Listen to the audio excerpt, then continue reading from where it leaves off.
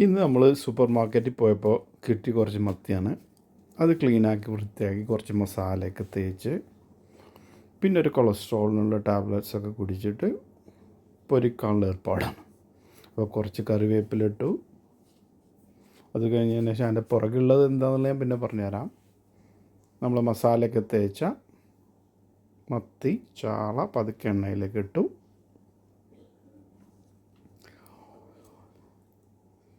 അങ്ങനെ അതിങ്ങനെ പൊരിഞ്ഞ് വന്നുകൊണ്ടിരിക്കുകയാണ്. തിരിച്ചും മറിച്ചും ഇട്ടുകൊണ്ടിരുന്നു. Yes, nearly ready. സംഭവം ഏകദേശം സെറ്റായിട്ടുണ്ട്. പുറകിലുള്ളത് നമ്മളെ മത്തിക്കറിയാണ്, ചാളക്കറി. അപ്പോൾ ഈ പൊരിച്ച ചട്ടിയിലേക്ക് കുറച്ച് ചോറിട്ടു. അത് ചുമ്മാ അങ്ങനെ ഇളക്കി കൊടുക്കുക. കുറച്ച് സോൾട്ട് വേണമെങ്കിൽ സോൾട്ട് ഇടാം.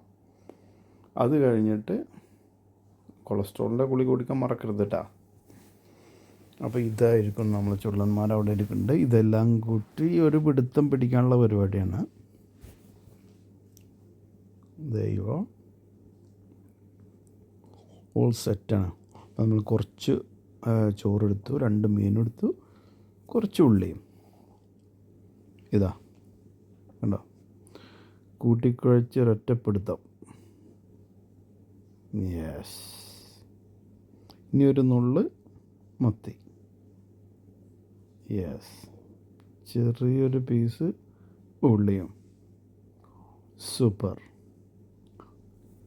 ഇത് നമ്മുടെ കറി ഉണ്ടാക്കിയതാണ്. അത് കൂട്ടി ഉള്ള പിടുത്തം അടുത്ത വീഡിയോയിൽ കാണിച്ചു തരാം. കുടംപുളിയും